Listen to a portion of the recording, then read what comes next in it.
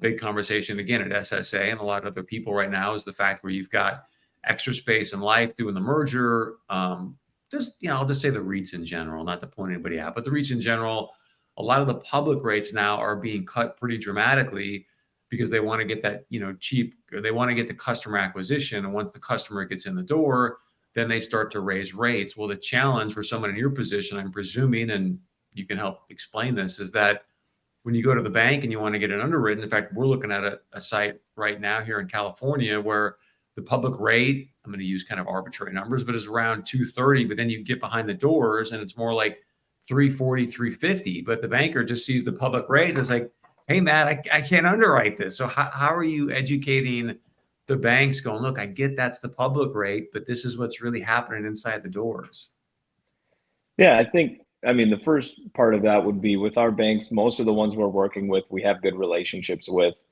They know the way that we look at business, and they know that we're relatively conservative in how we put together our numbers.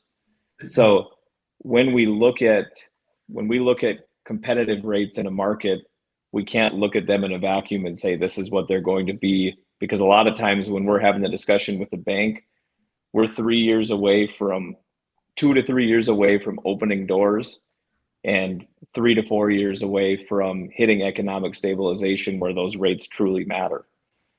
So when we're looking at some of these facilities, a good example I have is we have a facility that's in lease up right now in Arizona. And we plan to be at 30% right now, and we're sitting at over 70% right now. So we're really happy with how the lease up is going, and we really believe and love the area that we're in. We just purchased another piece of dirt a few miles away from that facility. And when we ran the comps before our first facility was open, the numbers looked great. Hit on every single thing. The IRR reports looked great. We really were excited about all of it.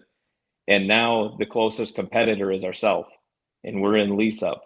So now when we get all of these comps and put these together, the street rates are way lower, and it's because we're running incentives to get our facility filled. So now when we look at it, is this area good? And it's funny because we get so caught up in the spreadsheets and the numbers that we actually hopped in and went down and looked at the facility, or looked at the dirt again.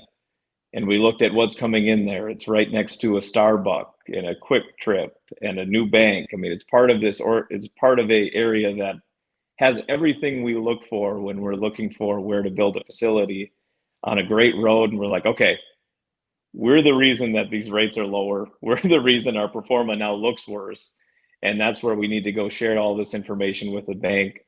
As part of putting together some of the feasibility studies that we do, bring them more information.